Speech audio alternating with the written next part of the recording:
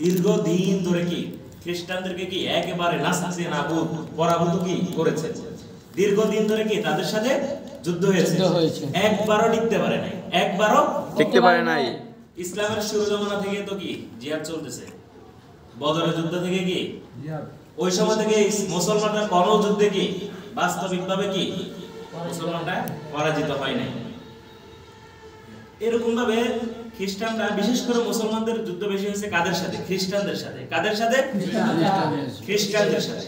আপনারা বলতে পারেন যে পৃথিবীতে তো বর্তমান যুদ্ধাবাজ হলো ইহুদিরা। কারা? ইহুদিরা। মুসলমানদেরকে কি বিভিন্ন জায়গায় মুসলমানদেরকে যে মারতেছে ইত্যাদি ইহুদিরা। তবে আসলে বিষয়টা হচ্ছে ইহুদিরা হচ্ছে মানে এরা কি করে, দুই গ্রুপের ভিতরে কি ঝগড়া লাগিয়ে দেয়, এরা বাইরে থাকে। বুঝতে পারছেন? জি। এরা কি করে, ওই সম্মুখ যুদ্ধে কখনো আসতে চায় না ইহুদিরা।